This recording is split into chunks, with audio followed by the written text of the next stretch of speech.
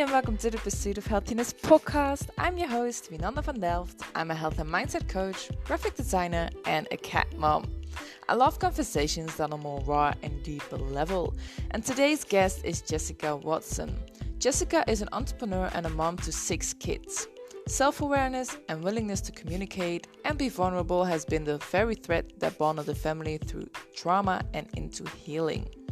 She says our goal is learning how to live, not just what we do.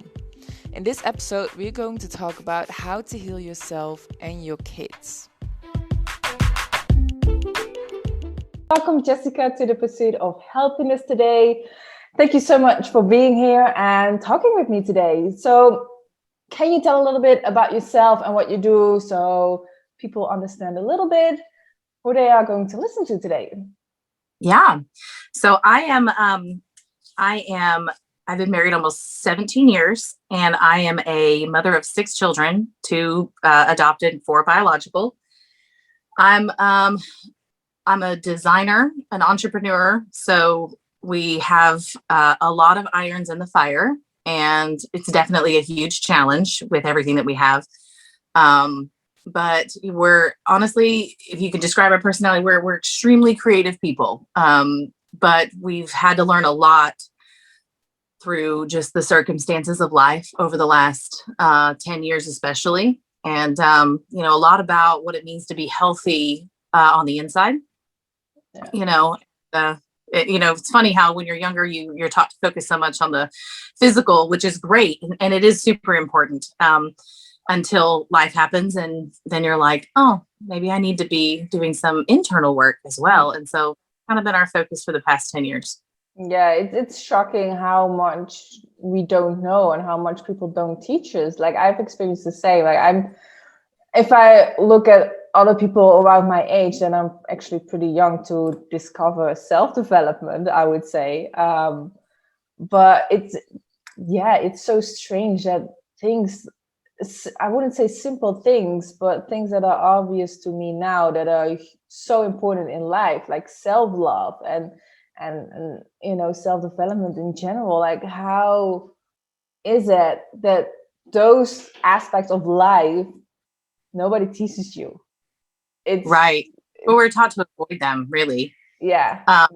Basically, that nobody teaches how to live. Yeah. like in school you get math and stuff like that, but to really be an adult and to live your life is something that nobody teaches.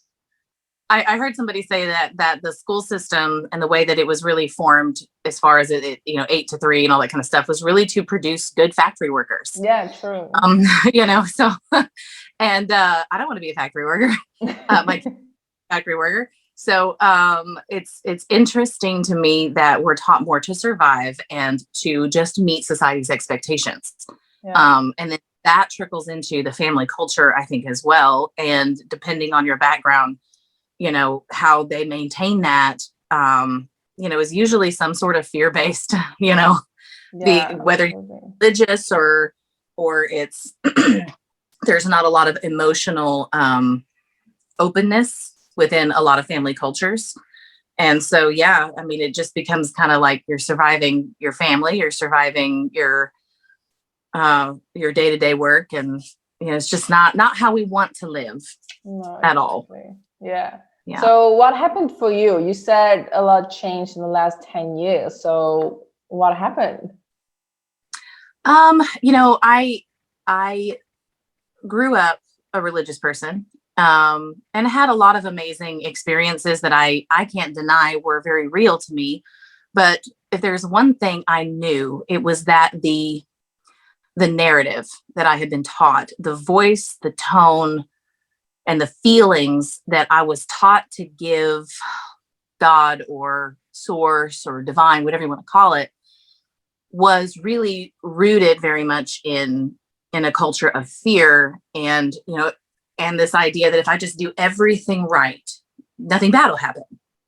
Yeah. And, then when something bad happens or something really difficult happens, and you're in the middle of it, you're like, wow, shit happens to everybody. Like there's nothing I can do to avoid difficult things happening. And And I do think that sometimes, growing up, we're taught, again, avoid as many bad things as possible. Yeah. And in reality, we're not looking at everything that happens to us as an opportunity for growth, for understanding, for experience. And even when we don't like all the experiences that we have, they're all so necessary, depending on how you take them and what you do with them. Yeah. So, for us, we're big dreamers. We've had lots of ideas, and we're very creative, and we do a lot of different things. So when you're in the middle of life and trying to make those things happen, and then something comes along and it's like a wrecking ball, and you kind of start to get into this mindset of, I still want to dream, and I still want to have ideas, and I still want to hope for things, but I'm kind of always waiting for the other shoe to drop. And I think that's a huge challenge for me over the past few years, is learning to embrace the difficult things and to look at them and see them for what they are, as the opportunity that they are. And that relationships, bottom line, you can have everything in the world, but if you don't have those relationships and they're not healthy, you don't really have anything. Yeah. And, that obviously became a huge focus for us when we went from 4 kids to 6 kids overnight. And in our situation, we had a relative that had 2 little girls, and we'd barely seen them or known them. And, she just lost the ability to be mom. And so we got like a Facebook message from a stranger that said, I think these are your great nieces. If you can get them in 24 hours, that'd be great. Otherwise they go to the state. Oh, wow. So we had 24 hours to cross the state line, because in the United States, it's very hard. It's a lot more work to get a child out of the state system if you don't live in the same state. Yeah. And so we had to start a process and make that decision very fast, knowing that it may never go back. And it didn't in our case. So we adopted and are raising them. But with that came a lot of trauma. They just had a lot of, they basically, lived in a meth house most of their growing up life, until they were 2 going on 3, and the other one had just turned 4, I believe. So it's heavy. It is. It's a lot. And, we weren't expecting that. So it's not like we went and got trauma counseling, right? So when and it's taught me so much about people and myself. When you're faced with helping a person who really can't help themselves, and that can be a child or an adult. And that's when it's a child, sometimes it's even easier for us to accept, right? But in reality, what I have found, that there are a lot of adults that are just grown up versions of what I've seen in our girls. And it just takes time and patience and a whole lot of communication and a willingness on both sides to communicate feelings and thoughts. And that's a really hard thing for an adult, especially. For a child, they don't really know how to. So you kind of have to for work to get those thoughts and those feelings out in the open. Yeah. In words, and yes, sometimes it's true with adults as well.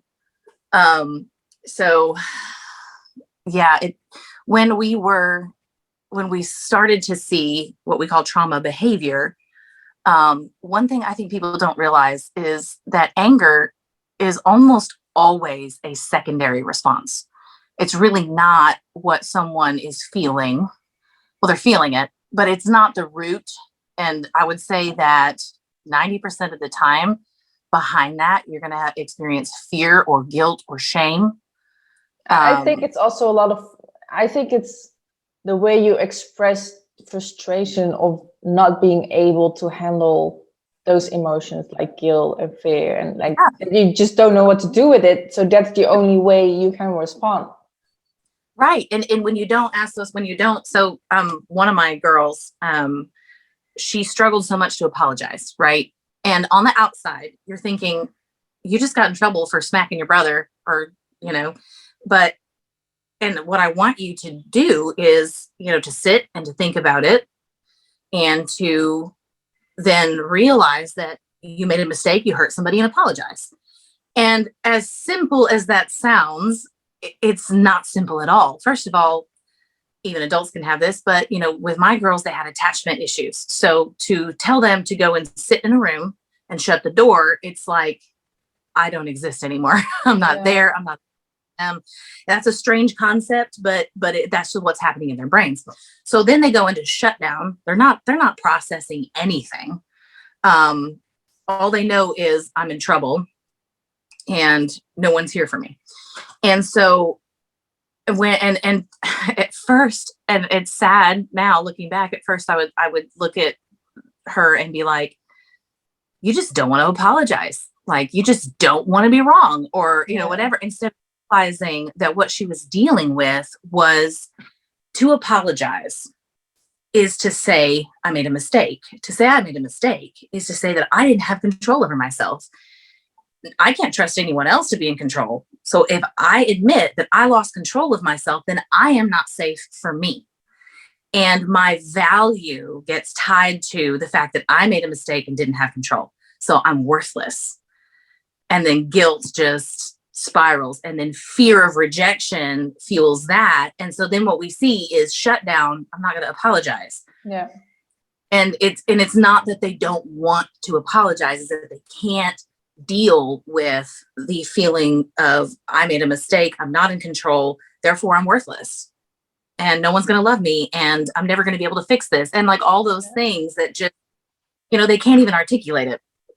And the difficulty in that is knowing how to respond to it and how to help it without becoming reactionary, because we don't have the extra time that it takes. Sometimes we just want it fixed. Just apologize and get up and be done, Yeah, exactly. So how did you manage to learn that and to basically step out of yourself and not react out of emotion, but to think clearly? Because I see this in a lot of adults. I even experienced it myself, that I just didn't want to apologize because I was so afraid to admitting that you're doing something wrong. So how do you respond to that, even with kids or with adults? Like, how can you make them feel secure enough that it's okay to do something wrong and admit it, but apologize? Right. I think that the whole apologize thing is really a secondary response to what the work that you do. Apologies will come naturally. They just will. And they can kind of take on different forms, especially with kids. The words and saying it may be difficult, but being willing to look at their actions, to look at their responses immediately following, you can see that their heart is apologetic. And yes, we want them to be able to use their words at some point, but again, just doing the work to get them there is super important. So in her situation, I honestly didn't respond well to it for probably the first 3 or 4 months. It took me that long, honestly, to realize what I was looking at, what I was seeing was fear of rejection and self-worth issues. And then when I did, it honestly took me a little while longer to figure out, well, how do I've got to be doing the work outside of those moments to be building up her emotional structure. Yeah. And, a lot of that is just patience and time and relationship. With her, one of her trauma responses is what we call shutdown. It's just the eyes glaze over. There's no logic. There's nothing going on. So she's completely locked. And this is true of adults too. So I drew a little analogy. I'm going to see if you can read this. I don't know if you've seen anything like this before. No, Okay. I see a heart, I see mind, and I see a person in a triangle. Okay. So up here we've got, and it doesn't matter what order this is. Okay. So up here we have the thoughts. This is where logic takes place. This is where we get into what we're thinking, which also affects what we're feeling, which then affects our physical bodies, and it becomes a cycle in a positive or negative direction. Yeah. And when a child or an adult is in complete lockdown, you have to, if you're trying to help them, back up from the situation and say, we have to get that wheel turning, so to speak, to where the thoughts are affecting the emotions in a positive way, which then affects the body. And I think you try to enter that person's field, their energy, their, the situation through one of those. You have to figure out which one is the most appropriate depending on that person's personality and things like that. With children, it's not quite as straightforward as that. We would call it redirection. So, when my daughter goes into, I don't say their names, when she goes in shutdown, for example, the best thing to do is to just pause from the situation and do something else for just a little bit, but there's still interaction taking place. I'm having to take time to do something completely unrelated. Sometimes it might be like, how was your friend so-and-so today? Like, well, how was that today? What did you guys do? And, you keep, and that's, I'm entering through the mind in that point. I'm asking questions. I'm getting her mind to start thinking of things that her body can then follow and say. Yeah. And it gets this moving to this, even if it's not about the topic I wanted to discuss. But before that, nothing's moving. So we got to start talking first. And usually when that's happening, I'm thinking of ways to bring it back around eventually. And it just needs to be that simple. Doesn't have to go into it a lot. And she might say something like, well, yeah, Trixie was kicking me under the table again today and told her to stop and she wouldn't stop and something. And it'll click in my mind how similar that is to a situation that we were trying to discuss. Yeah. And I'll wait, I'll bring it in and be like, well, that probably hurt your feelings, right? And yeah, that probably made you feel frustrated or like they didn't care or, whatever. And then bring it back around very briefly to, well, when you did that to your brother, I think he felt the same way. Do you? And you can see it usually sink in and they do get quiet again because somewhere in the back of their mind, they know what you did. Yeah. But then quickly, again, it's about understanding. It's not about punishment. That's a huge, huge cultural thing. Punishment does nothing. No. Really? I mean, when I was in grade school, believe it or not, I was in grade school and my teacher was like, I'm going to challenge all of you students to write a really very deep, your first major book report or whatever it was. Anyway, paper. It was like a preparatory school. So they were pushing hard. And I decided to write, of all things, I titled it From Prison to Penitentiary. And it was all about how, like, in the, like medieval times, again, it was so obviously punishment based. Yeah. I mean, drawing and quartering somebody's not really going to help anything. It's not going to fix anything. It's just going to torture and punish somebody for their actions and whatnot.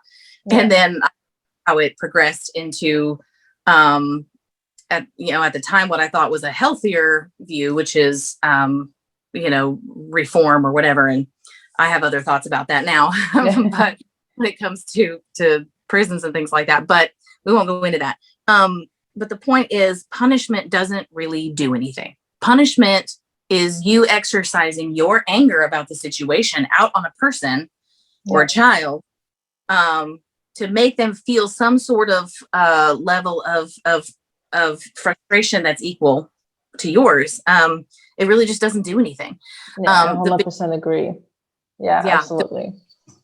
Time and go, why did we do this? Why was this the response? There's always thoughts behind it and feelings behind it. And the whole thing about the triangle too is that there are some times where the physical body responds and becomes the mind, takes the place of logic, and is usually kind of fueled by emotions. So here's a great example. If I have a friend who also had kind of a really traumatic situation with their child where they ended up in the hospital a lot. Okay.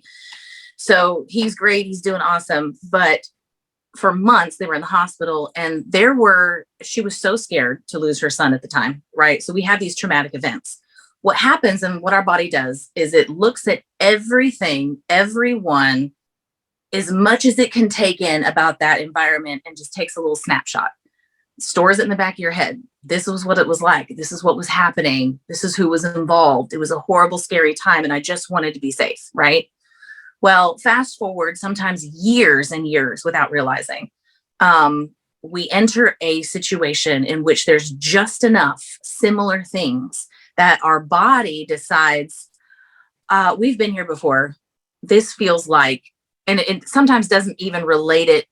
You have to take the time to unpack it, trace those lines back. So she was telling me, my friend, that whenever she smells those alcohol cleaning wipes, because they couldn't do anything without cleaning him, his hands, the surfaces. They couldn't take him anywhere. He was like immune compromised to the nth degree.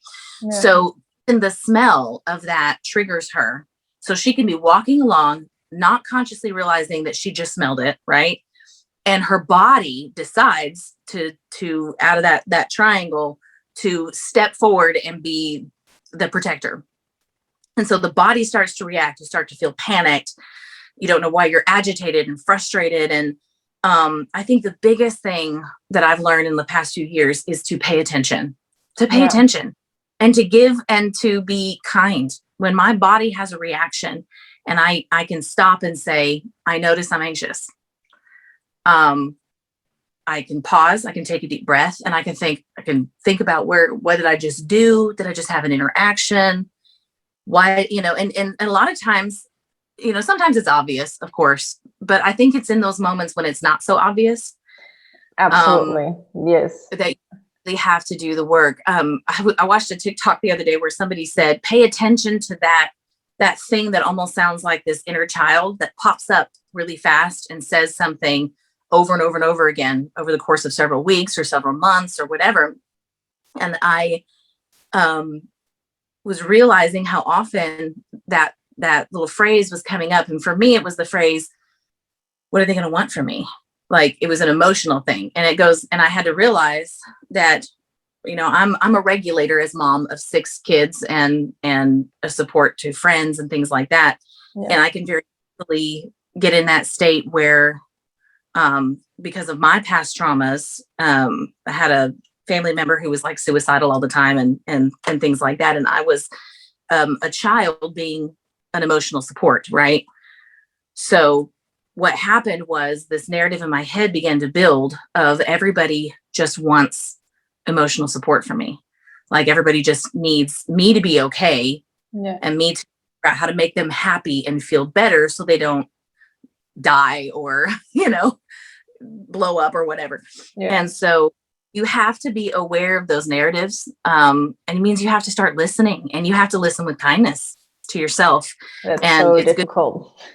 It is. It's so difficult. But you have to realize that, first of all, the word fault is, oh my God, like a friend of mine and I, we talk a lot, and she's been working through a lot of things, and she'll say that a lot. She's like, I get it. It's my fault. And I was like, fault? We're just talking about a situation that happened because 2 people reacted based on things that they didn't have control over growing up, that instilled thoughts and emotions in them. And then we just kind of bumped, right? Yeah. It's no one's. And so we have to stop. The only time that I would ever say that it's possible for someone to have fault, so to speak, is if they're a narcissist. They just absolutely can't be wrong ever. And they have no desire to be introspective. Yeah. And if you can't be introspective, you can't learn. So, we've got to do away with that it's my fault. Because when you start to say that, you just start to say it can't change. Does it make sense? That's what fault. True. Yeah. Always be this way. And it's just such an unkind way to be to yourself. Does that make sense? Yeah, absolutely. 100%. Yeah. Yeah. So, that whole triangle thing, has been an interesting learning experience. I think the other day when you and I talked, I described what happens when a child is so out of control that and they don't have logic. You can't have a conversation. They're not like, especially when one of mine was 3 and she was, she got in trouble, I think, for hitting her brother or something. And so when I sent her to her room, she just went from 2 to 10 and was in a complete reactionary mode again, because I didn't quite understand attachment disorder at the time. Yeah. just in an absolute state of fear. But what it looked like was anger, because if I walked in the room and a book went whizzing by my head, I'm going to associate that with anger. And instead of, she was afraid of, rejection. She felt rejected, and it was all so overwhelming. So I couldn't get to her. Her emotions were up here. I don't need to meet her up here. Yeah. Right. Our automatic response sometimes too, as a parent, is we're just going to one up them and then force them to come back down emotionally. And we still do that sometimes. It's a reactionary response. But with her, she was up here emotionally, which meant the emotions were over her brain's ability to have cognitive thought. Mm-hmm. So, and then her body was out of control because of it. So, in that moment, I had to learn how to be what we call body doubling, where I physically represent her body with her. And that was probably one of the most challenging situations I remember facing. I remember going outside her door and shutting it and almost feeling like I was facing myself as a monster, like that part of me that was so enraged, that was like, I have every right to be angry. She just threw a book at my head. I should spank her and just leave her there to whatever, just all those things that you kind of are like. But then the other part of me who's standing here is like, I don't want to be that though. I don't really think that's going to help, but I don't know what to do. And I was just so overwhelmed. And I just remember feeling this sense of, this conversation that was happening in my head. And I feel like that's like source or divine or my higher self, however you want to put it. I'm fairly open-minded. But it was like asking me questions like, do you think that she's in charge of her body right now? And I'm like, no. Yeah. Do you think she has the ability to have a conversation? No. Okay. So she's not going to learn anything. Do you think she even has control over her physical body? And at the time I was like, well, maybe. And so I went back in there and I was like, redirection. We're going to use some redirection, but I can't get in through the mind, can't get in through the emotions. So we're going to try the body. So that's when I asked her, I said, honey, why don't you jump like a bunny for me? Jump like a bunny, as if I'm going to stand over here and be like, jump like a bunny and I'll watch, Yeah. And she didn't control at all. That's where body doubling had to take place. And every fiber of my being did not want to jump like a bunny with her. I just wanted her to do what I was telling her to do, as if she had the ability to translate all of that. Mm. And she did. So when I realized that she didn't, and I chose to see that in that moment as a disability, disabled, then I had to demonstrate for her. And so I had to be gentle and take her by the hands and be like, let's hop like a bunny. And then like screaming turned into laughter. And I'm just kind of like, I hate this so much in my head, because that's really how I felt. But at the same time, I was watching what was happening. And so because I engaged that triangle through her physical body by body doubling with her, right? Then all of a sudden her emotions came down, right? Kept going down fairly quickly. So that I then had access to her mind. Yeah. But you can gain access to the mind or the emotion sometimes with a child or even an adult, depending on the situation, without going through that body. Even an adult sometimes, if you know their personality, maybe they're really affectionate, for example, before you go into, we need to talk about your response, or we need to talk about what you can do better about what, when trying to go in through the mind, you might need to stop and offer a hug. Yeah. That's for people. Like I'm never alone. So I'm always surrounded and orbited by my kids. And so sometimes I'm bubbly. That's what we call it. I just like, I love you. Pat, like I just need space. Yeah. But it's been a challenge to realize, yes, but if I want to be able to get through to their mind and their heart or their mind and their emotions, I need to embrace them, or I need to do something on a physical level to let them know and remind their physical body, you're safe. This is a safe place. I love you.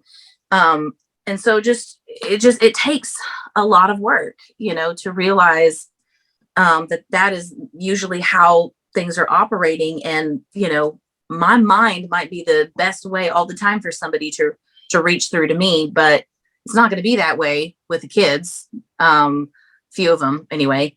My husband, probably very much through his mind. Some of my friends very much through their emotions and their physical body, giving them a hug, yeah. Making sure their feelings are safe to be expressed, and then we can talk. So it's very, very challenging, to go against your reactionary responses. Does that make sense? Yeah, it makes sense. As we are talking right now, I'm actually analyzing myself and my behavior. And it's so funny because I do need a hug. Or what my partner always does, and I love him for it. He is making me laugh, and then I'm okay again. And then we can talk. Yep. But before he gives me a hug or he's making me laugh, you shouldn't be talking to me. First, I need that laugh or that hug, and then I will be able to talk about what's wrong. So it's so funny when you are saying this. I'm constantly analyzing myself, like, oh my god. Even when we what you said a little bit earlier, that sometimes like something can trigger you, and a couple of weeks ago, I've noticed something, a huge trigger. I didn't know I even had. Like, I haven't thought about it for, I would say, 20 years, maybe even longer. Wow. And my partner did something to me. No, he called me something. He said, well, translated in English, it's something like I was overreacting. And he kept saying, you're overreacting, you're overreacting. But that's what my mom and my brother daily used to say to me when I was a child, when something was wrong. So when he said that to me, it triggered something in me. And I became so angry, and I was crying, and I was pushing him away from me. And he was like, what the hell is happening? And I was like, I have no idea. So, but then because I'm really aware of what I do, actually, except for that point. But then later I was like, oh my God, like, that's it. That word, that little word, I haven't thought about it, but it's trigger. Because my partner never used to say that to me. And we were just playful fighting. And then, I don't know, it's just sometimes, I don't know. But it's so...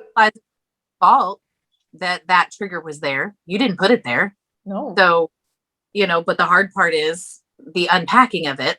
Yeah. And allowing yourself to maybe even grieve a little bit that someone, that you loved and that did love you in your past, had a reactionary response.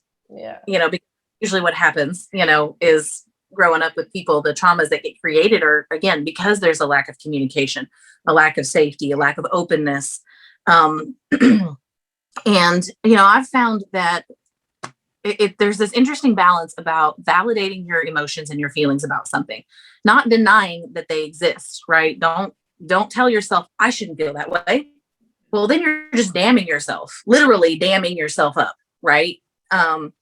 So instead saying, okay, there's a reason that I feel this way. My feelings are valid. Are they completely truthful? Are they telling me the truth? Possibly not. That's why we have to discuss it.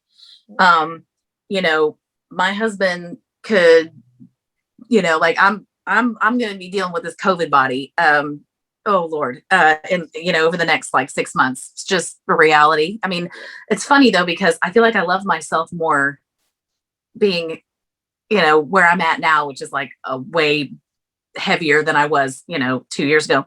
Yeah. But I do love myself now more. So I don't look at myself and feel, and the word that I would describe that was from my past was the word disgust. Like, I think my husband, he didn't even do anything, honestly. He just like looked at me sideways, and I was probably PMSing or something. But I had in my mind been thinking, I've got to get this under control. I feel yuck or whatever. And something triggered me to think about that word, disgust. And I remembered, oh, like my mom said that a lot, like not per se in the way that was necessarily direct. It's just that when she would be very judgmental of someone, that was the word. It's very disgusting, and that word is just so icky to me. It's just so gross. And so I felt that. And in the moment I was like, oh my gosh, he doesn't feel that way about me. But in the moment, it all just happened so fast. Like, I was like, he probably thinks I'm disgusting. And, like, I don't know. Anyway. And so, I mean, I had to acknowledge that I needed to grieve a little bit over what I had experienced growing up and why that had triggered me. But I also had to be willing to have that conversation with him and be like, this is what I thought. This is what I felt. And I'm not saying it was true. And again, through those kinds of relationships where you can say, I felt this way. I'm not saying you meant it that way, but this is how I felt. And therefore I was reacting out of that. And to give each other that ability and safety to have that discussion. We all have responses that aren't necessarily based in truth. We do a lot of what we call fortune telling. You know, if you're someone who's always trying to avoid worst case scenario, which is me. So I will see something happening and automatically, this is a great example. A friend of mine and I have a very, very deep relationship. We have a lot of deep conversations, and we definitely exercise things out on each other when it comes to like the emotional stuff and the mental stuff. But when we first started having some of our first fights, I expected, based on my past experiences, that when somebody gets upset, they're about to back a dump truck up and just unload. So it doesn't matter how I feel. I'm not going to be able to have, if I touch it, it's all going to come crashing down. Right. Even though I feel like I'll be able to address some things, but what if I do, and they just back up the dump truck and dump it all over me. So I didn't realize that was like my growing up years in family. And so I didn't realize how much, right. So one time we were having this fight and she was just like, it's all my fault. And I was like, I expected the first thing out of your mouth to be why it was my fault. Right. And she did this a lot, and to the point where it was like, we go into a conversation and here I was getting ready to back up a defense only to be like, wait, what? You know? And so then I had to realize, okay, well, not everybody is looking to blame me for everything or to dump everything. So how do I navigate this? And so I had to be open about that. I had to say, wow, this is what I expected. And, you know, and so then we had to just kind of, you know, talk it out. And then I had to help her be like, it's not your fault all the time. Like, you know, so we had to kind of work through that. But it wasn't until I experienced that I realized how many of my relationships I was kind of expecting that. So then I wouldn't address my issues. If I had my feelings hurt, if I needed something, I wouldn't want to ask, because it was like, in my mind growing up with certain relationships, it's like imagining all of this furniture stacked really high. You touch one thing and it's all going to come crashing down. Yeah. So I don't want to touch it. I'm just going to deal with my feelings by myself. Yeah, I understand. That's how I am as well. Well, I was. So I totally understand where you're coming from. Yeah, absolutely. Yeah. And, you know, not every relationship is going to be, oh, I caught it. Hang on. Let me get back to you. Hang on. There we go. You see me? Yes, I can see you. I must have touched it, moved too much. This is super unstable. I gotta find my, what's it called? The tripod. Yeah. I do have, believe it or not. I just couldn't find it in time. Hopefully it'll stay. Yeah. Ooh, okay. Try not to move at all, maybe. Okay.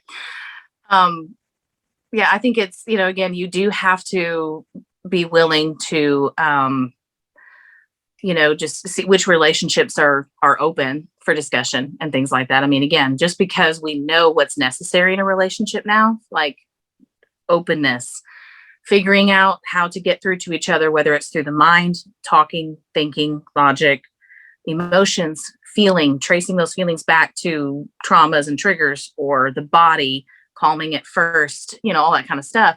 Yeah. Doesn't mean that it's going to be safe to do that with. And so, you know, I find that the more people are self-aware, the more they quickly discuss these things. And that's where you're like, oh, okay, you know. Yeah. Yeah, but it's also like, you don't know what that other person has been through or how they were feeling in certain situations when they were growing up. So you might react a certain way, but they react a certain way because of whatever happened. So It's really good to open up that conversation. Like, oh my God, like I felt this way when you did this, not saying, you know, you meant it, or it was on purpose, but because of that, I reacted this way. And when you are open and when you are aware of everything that you do, I truly believe that you have such a better relationship, whether it's with your partner, your children, your co-workers, your boss, like everybody. Right. I totally agree. And I think that, in the past, there was always such a stigma about being open about traumas and triggers and things like that, which is slowly going away, which is interesting.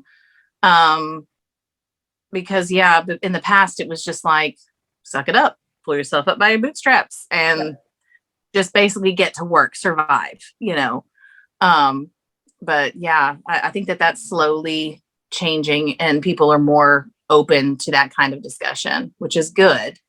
I think that the thing that has been really hard for me has been learning to, like, there's a balance of being open with your kids. So in my past experience, the openness of trauma was way too much detail. And for a child, they'll vicariously relive trauma with you. Does that make sense? Yeah.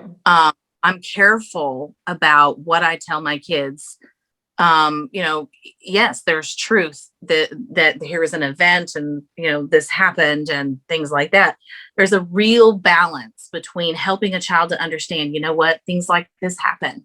It's tragic. It's awful. And we don't hide from those realities, but we don't go into graphic detail either. Does that make sense? Yeah. And that's been an interesting thing in different relationships that I've had growing up and in my adult life, where it's just an interesting balance. And I don't necessarily have, the answer entirely for that. I feel like there's something about sending what a person needs to feel to them when they need it. And I believe that there's a connection, and scientifically you could call it a quantum connection, or spiritually you could call it a spiritual connection or an emotional connection, or, like minded. But I do think that something happens when you know that somebody is in a place of need. You've heard that, you've given a place for it, and thinking about what they really need and just desiring that for them, I believe has an incredible power.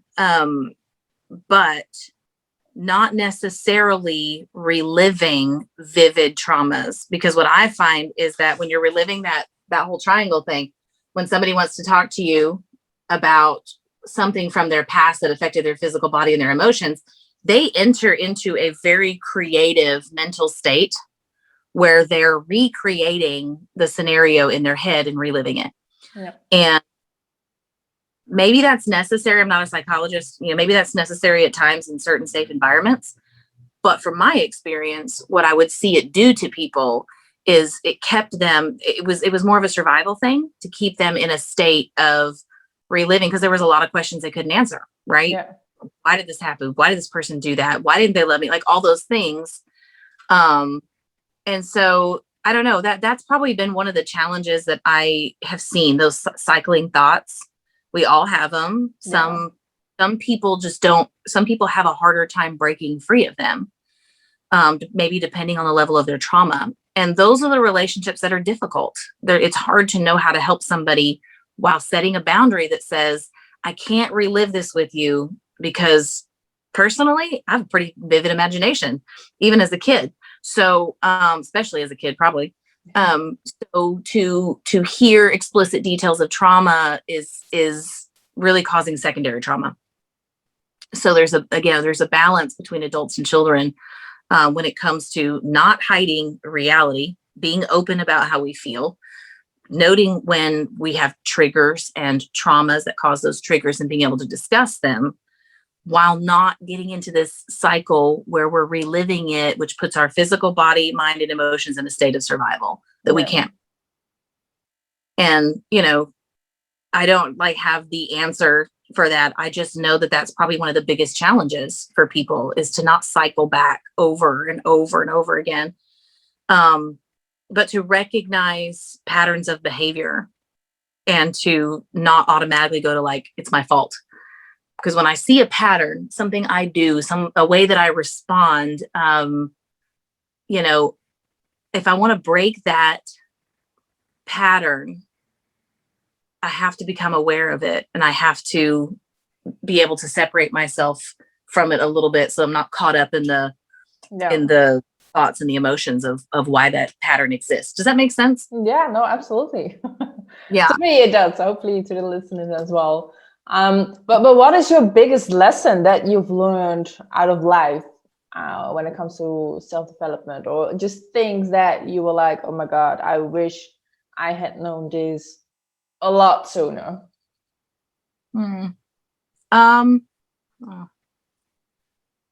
I wish that I hadn't taken on an idea about myself and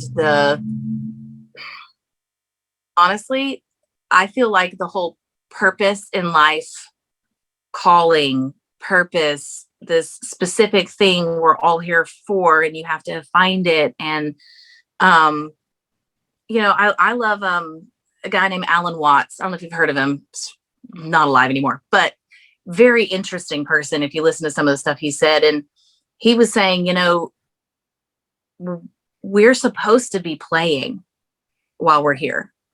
He goes, you don't say, I'm going to pick up this instrument and I'm going to work it. You pick it up and say, I'm going to play it. Yeah. And playing of that instrument, do you play the same melody? Does any musician ever think there's this one melody I'm supposed to find and I'm supposed to play it, and that's my calling, and or is it that the very nature of the musician is to play and to explore all the different melodies, and in that recognize that when I pick up that instrument, I have not perfected it. So the missed notes and the rhythms and the things that, you know, that musicians struggle with, if you can imagine, if you're not one, you know, to play that instrument still bears frustration. Like, it still has its moments. I mean, my daughter plays the clarinet, and I swear last night I went and like locked myself in the laundry room because it was painful. And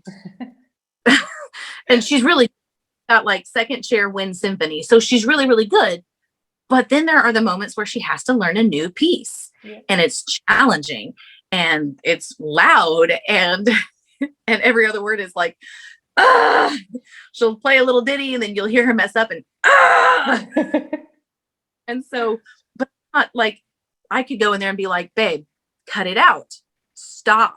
Just do it like this. Just play your scales, just whatever. Instead, I would rather back up and let her figure out how to explore her instrument.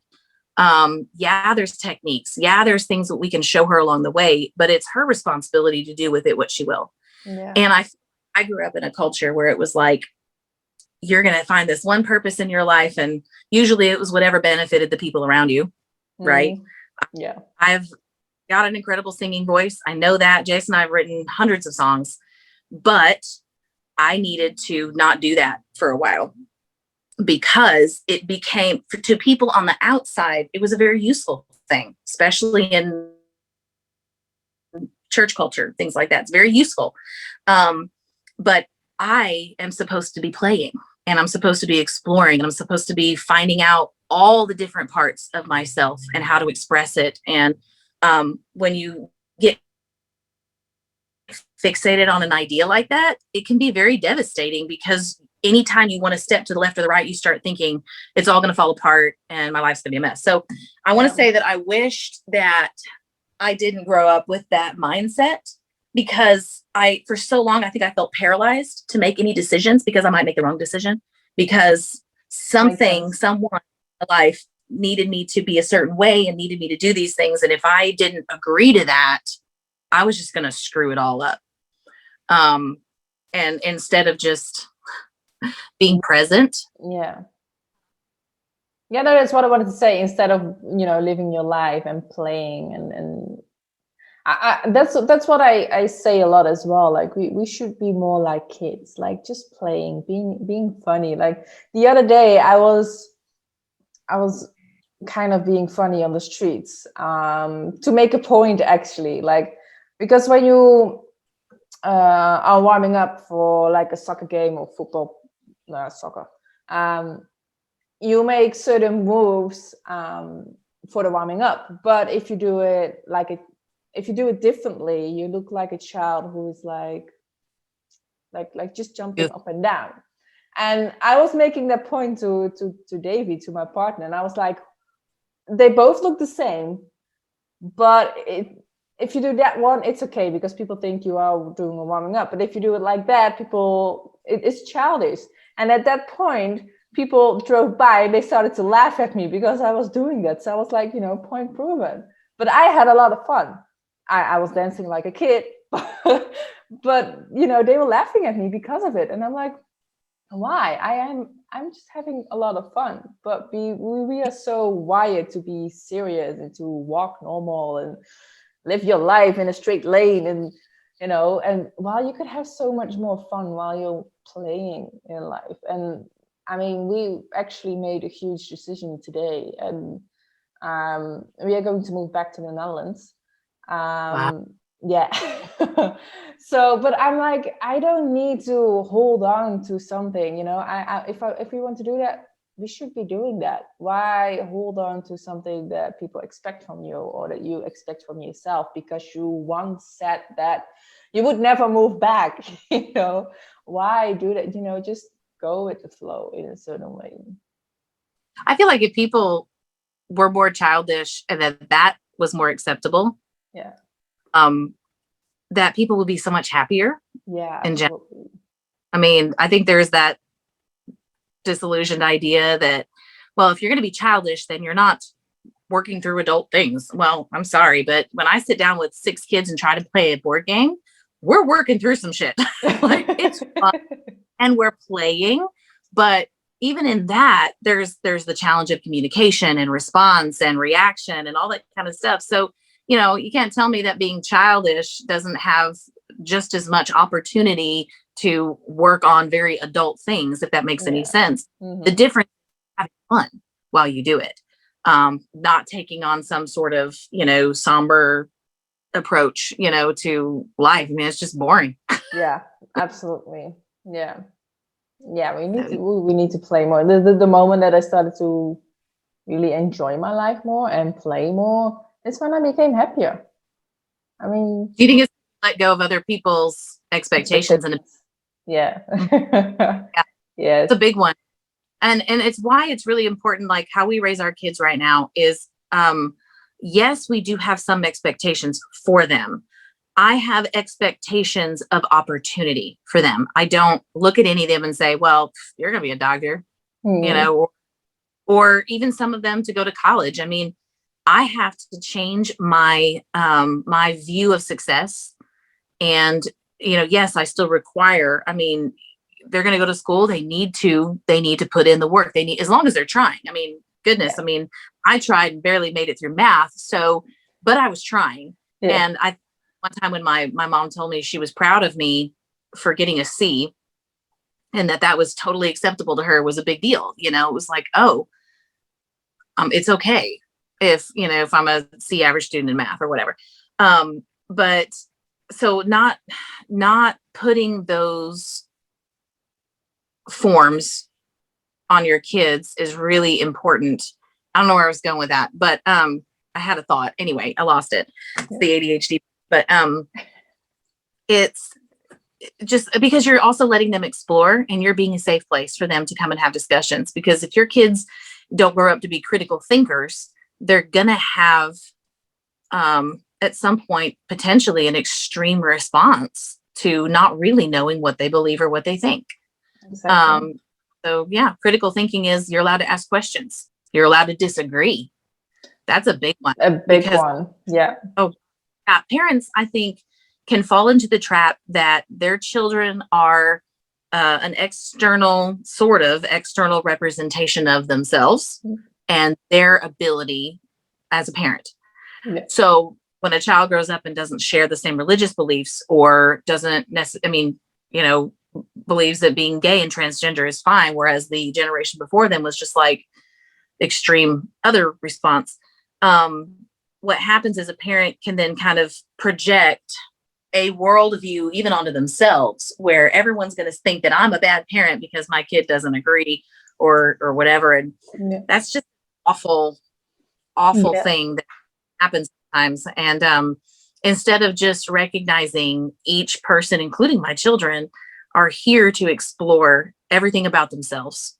And they're not always going to make the best decisions. But you support. At least they're trying. They're trying. Children are individuals as well, and as you said, they are not an extension of you. You cannot make them into something you wish you were when you were a kid, or that you would have, or you. Of course, you have the best intentions and want the best future for them, but they have to figure it out themselves. And if you don't allow your kids to be an individual, how can they be a grown-up individual? Absolutely. Yeah, absolutely.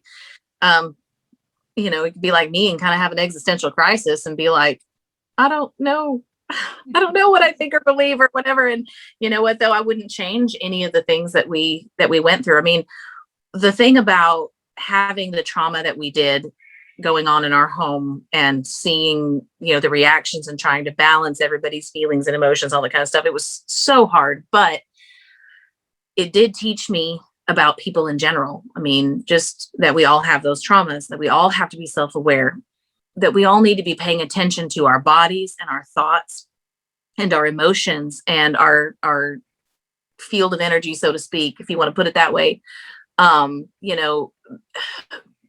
Because there's so much going on internally in each and every person. And when we all become a little bit more self-aware and the communication gets better and that becomes more mainstream, I don't know. I mean, it's going to look so different, the way that people relate to each other. And I think the freedom that people express and feel, will be so admirable. I mean, just see, it's important that we, like you were saying, for your age, you feel like you're young for someone who's, going through this awakening process or being self-aware. And I think you're probably right there in an entire generation of people that are becoming aware. I mean, my 14-year-old, is very aware of certain systemic problems and then even recognizing in herself sometimes when she's anxious, and instead of reacting to it, we'll sit down and we'll talk about it. And so I'm even seeing that trickle down to younger generations of just paying attention and giving value and time to how they're feeling, thinking, and responding. Mm-hmm. So I think it's going to be a really interesting next 20 years to see, I have no problem it'll even affect the way people do business. I couldn't do a 9 to 5. If I had to, and I could do it for a year or two, maybe, if I had to. But it's so important to be happy and to have human connection. And the way that the world is designed right now, there's so little of that. So the next few generations coming up that are very self-aware are not going to be able to fit in that. So it's really interesting to see how things change over the next 20 years, doing business and relating to each other. Yeah, I think so too. But it's exciting though. I'm looking forward to it, how everything is going to evolve, and especially after a year like this with the pandemic, a lot has changed so much for so many people. It has opened eyes for a lot of people. So I am really curious and excited to see what's to come. I'm not anxious. I'm not afraid. I'm really excited. Like, how do people turn out? Or children who are born now or are really young right now. Like, how will they be as an adult? I'm curious. I'm excited. Yeah, I am too. Like, I guess I feel for being that kind of elder millennial generation. I feel for those who are just a little bit ahead of me, so to speak, of that transition. I know what it's like to go through that transition and to have to let go of 75% of everything that you believed, including the ideas about the structure of school or of, like, I got to go get a degree and get a master's. And, And again, some of that will still apply, but the education system's changing because of the World Wide Web. So we have access to knowledge and information in a way that has never been available that we know of before. Exactly. Which means our capacity to learn and grow and try new things increases exponentially, while not totally being supported by the existing system of schooling and training. And we school creates what we call specialists.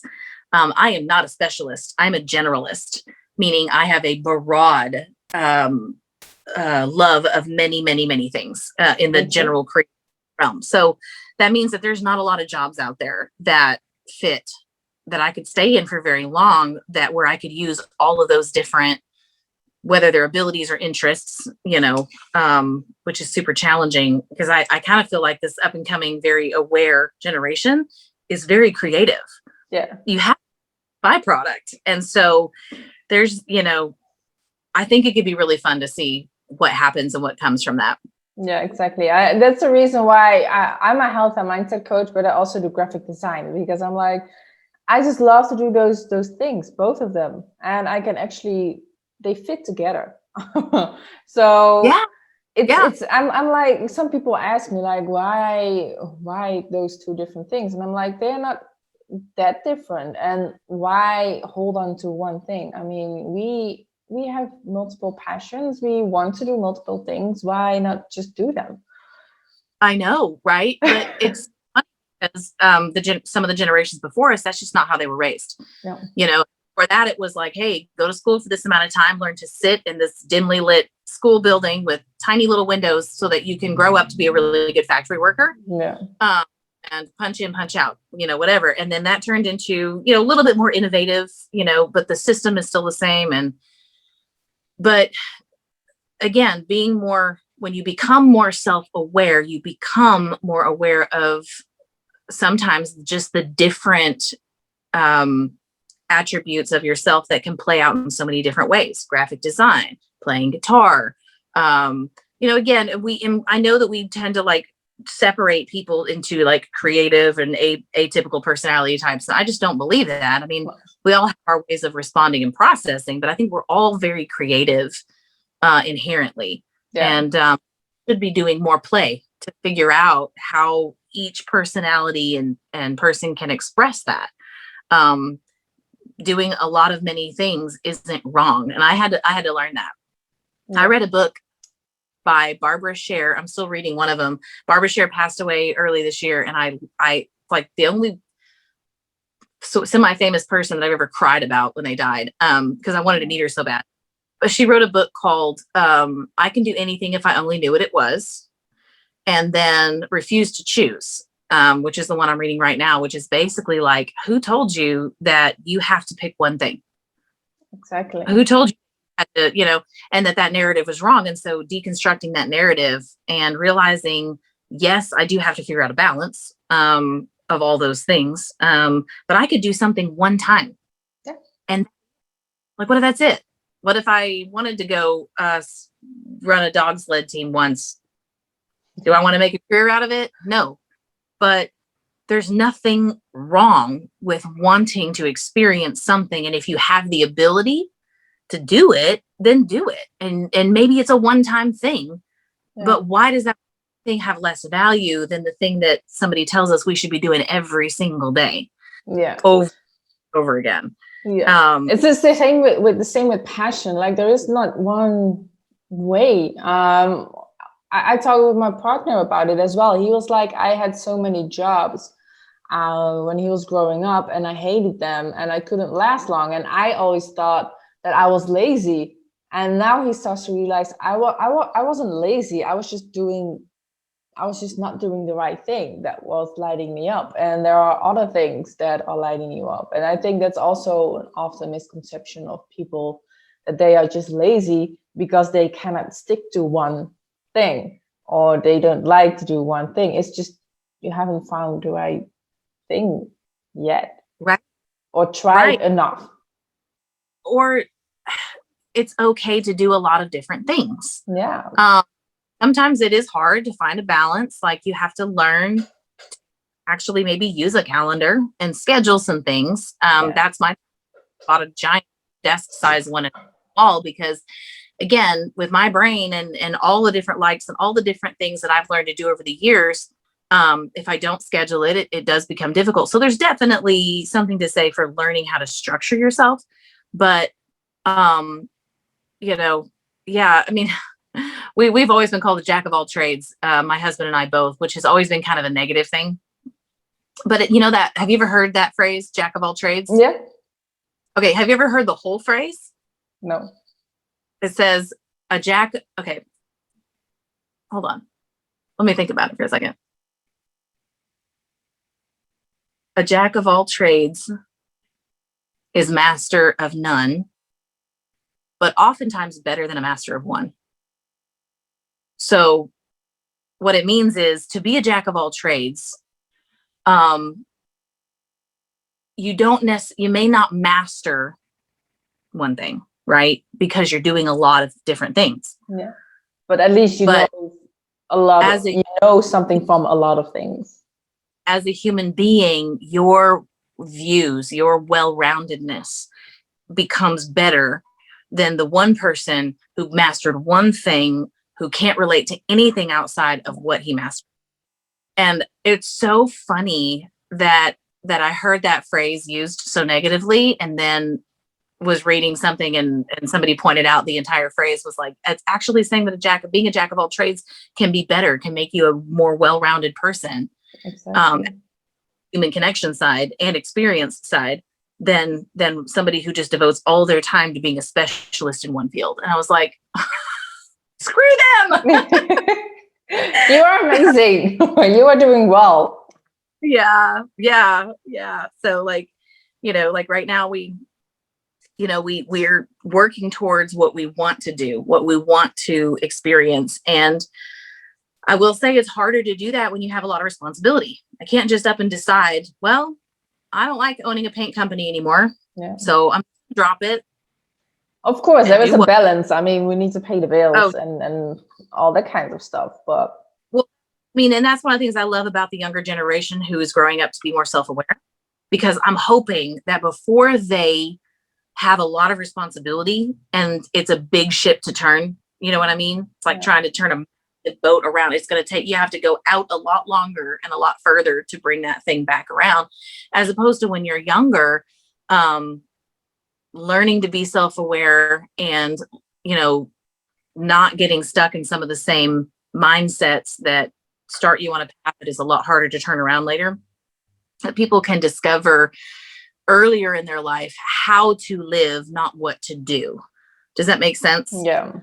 And we're getting there now, being married almost 17 years with 6 kids. And we're fortunate that, we were able to kind of look at what we have and make some good decisions on how to free up our time. So, work harder. Work smarter, not harder. Yeah. Opposite. Yeah. Yeah. Work smarter, not harder. So, like that's what we're doing right now. We've, and again, it's always a gamble. It's always a risk. We're hoping that in having some artist style Airbnbs on our property, because it's in a great location, but we spent 7 years remodeling the house we're living in right now ourselves. Took us 7 years to do it ourselves. But the payoff, of course, was, what we had in it because we'd done all the labor ourselves versus what it ended up being worth when it reappraised was incredible. But all along that time, we did not plan on living here. It wasn't part of the plan. And so that's always a challenge when we're working toward getting into a place where your time is freer, and you're going to have to pivot sometimes and change how you do things. And oh my goodness, but we're excited because I think, if it all goes well by the end of this year, we'll have places where people can not just escape from, but escape to a place. And we'll have some artists that put their work in our Airbnbs on like rotation, hopefully like 6-month rotation. Yeah. And their art's for sale. They're getting exposure. This whole area that I live in Northwest Arkansas is becoming more and more very art conscious. which is great. I think we kind of have the Waltons to thank for that. They built a museum that everybody is just absolutely loving. But you know, my goal in that is not because I just want to own an Airbnb. It's a strategic move in which I can share what I love, art, music, creativity, experiences with people. As a designer too, you know, everything I pick has, you know, a sense of experience in it. So while that's awesome, it's something that can self-perpetuate. Like I'm not, you know, there's a little bit of maintenance required, obviously, but the goal is to free up time to then be able to do what we want to do. But I don't know if you want me to go into any of that yet or not, or if you want to keep talking about some of the other stuff. You can share what you want. Okay. What are you planning? What is ultimately thing that you want? Yeah. So, and it's funny because what we'd like to do isn't so much an exact thing. It's a way of living, right? We want to have the freedom to be able to, we think our children need to live abroad, you know, at the bare minimum in the summers. Right. And so with 6 kids, it's really expensive, to do anything. Like it's so much better. And that's kind of how we got on the Airbnb thing, because when we took our kids, not our current kids, we had one kid and a bunch of other family members got together to go to Disney World. Right. And there was just no way. I mean, you got to have like 6 hotel rooms at $200 and something a night. And oh my goodness. And so that's when we learned about Airbnb, and we found a house that we could all stay in for $600 or $700 for the week. Right. So much more affordable, and kind of introduced us to that whole concept. But it's funny because that's really what we have to do with our family too. Anyway, anytime we go somewhere, we have to consider an Airbnb type situation so that we can afford the housing. So that's, I think, having experienced that made us want to create experiences for other people and things like that. So we enjoy that.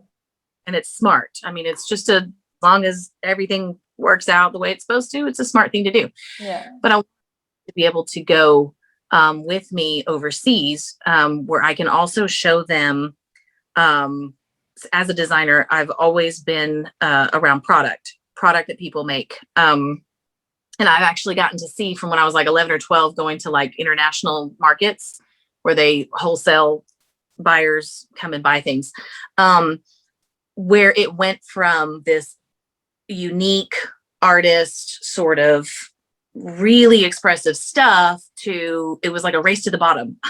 Who can have the most trendy but cheapest product on the market so that everybody can buy a lot of them and nobody gives a rat's why they even put it in their house. And so part of what my husband and I want to do is, you know, contributing to some of the new thinking, where we show people and we film where, you know, who the artist is, honestly, like who they are, actually going and sitting down and having a meal with them in their home or in their environment, their culture, and introducing our kids to that. And who are they? Where does that, you know, where did that creativity come from? Most of the time it's, you know, generations handed down. So there's history to be explored there. And so really restoring the purpose behind why people make things, why they create. And that, you know, again, being a musician and a designer, I mean, that's very fluid for me, whether you write a song or you, like, I love this. I picked this up at one of the markets, and would love to go and like film the process of, this is called chintz. So in a nutshell, it's technically a French technique, but because they invaded in India and took on Indian slaves or servants, I guess, the chintz was actually taught to them so that they could have their patterns and their designs that they wanted to have as French people. But then the French forgot how to do it. And so now you can go back in places in India and find chintz when its original roots were French. so much. And every time I wear that and people ask, I can tell that story because it has more meaning to me, knowing why it existed and how the whole process. And so that's our dream, is explore that and kind of share that with other people and bring a greater sense of connection between those of us who can appreciate whatever anybody makes, and the artists themselves. Yeah, So, I love that. Instead of just going to the IKEA and then buy something that everybody else has in their house, just really taking time. Buying something with meaning, with real meaning, like somebody worked really hard and probably long hours for something to create. Right. I love that. And maybe having in order to share in that experience is more valuable than having stuff that, I mean, it's coming out our ears and we got stuff everywhere. And, can't tell you where I picked it up, I mean, so taking the time, and I mean, it's kind of a minimalist approach, I guess, but more with intention. Does that make sense? So really your intention. And again, I still believe that there's a connection that we share, when I'm holding something in my hands that somebody else worked on, their thoughts, their emotions, their whole being went into creating that thing. And now I have it. That's a connection that I think can be tapped into, whether you want to call that spiritually or energetically, but it's got to be something, otherwise, why would we do it? So that's what we want to teach our kids. And it's going to be an interesting journey, I'm sure. Challenging. Yeah, but a fun one. I do. I think so. I really do. Got more help than we've had in a long time. We've got an amazing nanny who's just loving and supportive, and just, she's like our number one fan. And so, we have that support. So we'll see where it takes us. Yeah. Awesome. So one more last thing. If people want to contact you about this, or just working with you, or just feels connected with you, how can they contact you? So I'm on Facebook and Instagram, under Jessica Watson. Probably the easiest way is my website, which is the globaldesignjournal.com. And from there, it'll have links to Facebook and Instagram and LinkedIn and all that kind of stuff. So, so globaldesignjournal.com is the easiest way, because there's only one of those as opposed to many Jessicas. So, I supposedly named that, but that's what we all say. All of us Jessicas. Okay, well, I'll leave it in the description box so people can contact you. And I want to thank you for this really amazing, special conversation. Yeah, I really enjoyed it. Thanks a lot for listening. I hope you learned a lot more about healing yourself and your children. To me, it was a great eye-opener when she talked about the triangle of the connection between the physical, emotional, and mental. What have you learned? Let me know in the comments. If you want to learn more about this, you can contact Jessica via the details in the description, or send me a message and I will make sure it will reach her. Thanks again for listening, and talk to you next time.